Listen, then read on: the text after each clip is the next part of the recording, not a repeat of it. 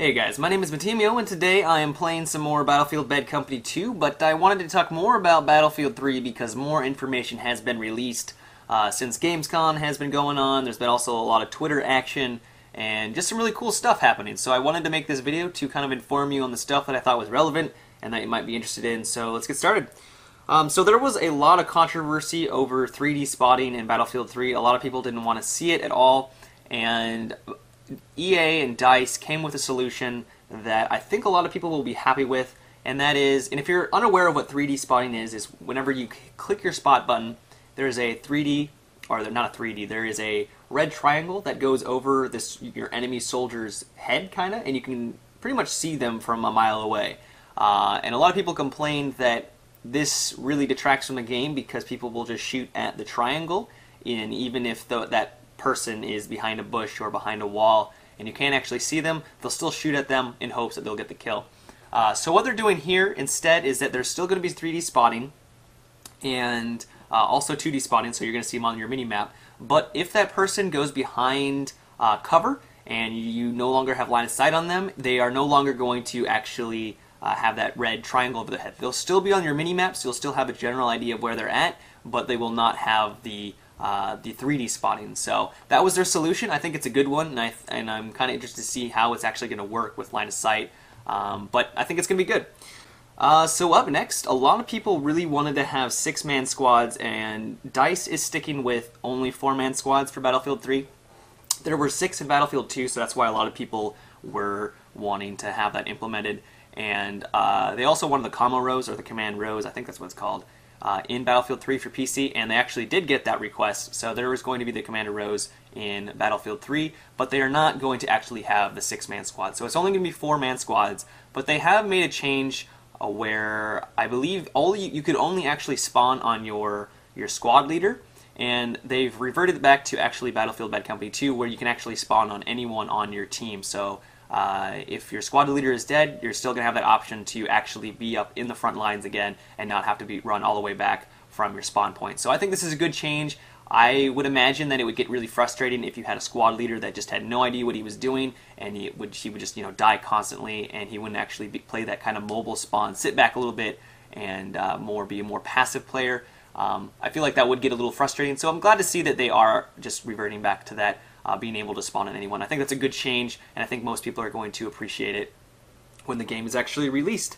Another thing is that, I've mentioned this before, but the EOD Bot, they haven't mentioned much, but they have confirmed that you're going to be able to arm MCOM stations, and you're also going to be able to repair vehicles with the EOD Bot. And the EOD Bot is that little machine that ran into the barricade in the Caspian border trailer, and it just kind of looks like a little robot RC car.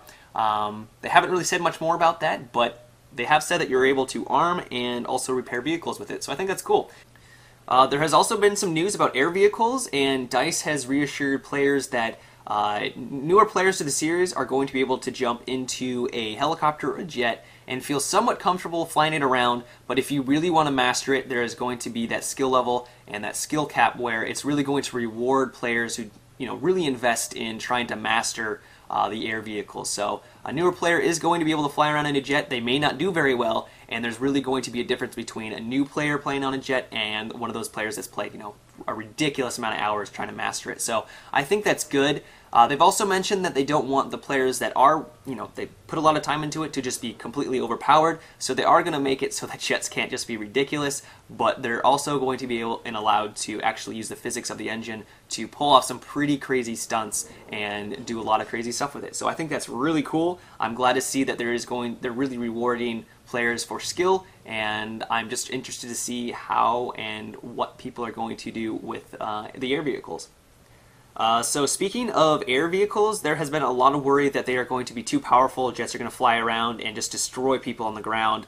And it looks like from all the information that has been released that DICE is really taking a lot of countermeasures to make sure that people don't feel useless when a helicopter or a jet is overhead, and that they really have a lot of tools at their disposal to actually take them out. So there are anti-air vehicles. There is also the support class that has anti-air missiles, it looks like, and it looks also, in my opinion, I thought that the engineer was going to be the anti-everything vehicle, but it looks like the support class is going to have that option, and it looks like the engineer is going to be more ground-based and less, and well, they can also repair vehicles and air vehicles and stuff like that, but it looks like they're going to be the anti-ground, and it looks like support is going to be anti-air. So that was kind of an interesting twist that I like to see.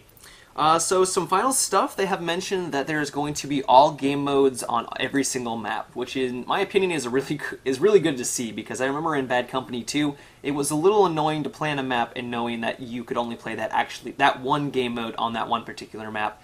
And some maps I really enjoyed playing on, and it was really disappointing to only be able to play that one game mode, but they're making sure that that is not the case in Battlefield 3, and so every single game mode is going to be you're going to be able to play on every single map. So I think that's very cool.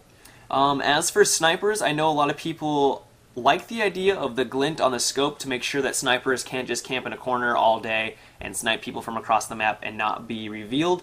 And they're taking steps. The glint is supposed to take steps to eliminate that, and the glint is just kind of a flash of light when you look in their direction, so you know where they're at. But people were concerned that what if an assault player was doing that same thing with a really high-powered scope on their assault weapon.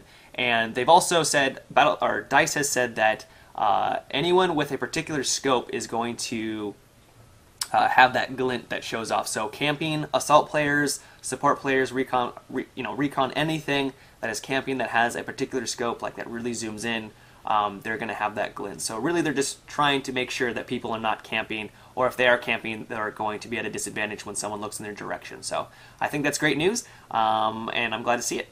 But this about wraps up the video, guys. I hope you enjoyed it, and if you did, I'd really appreciate a rating. But also, if you'd like to see more videos from me, I recommend you check out my channel and subscribe and follow me on Twitter to be notified of new videos.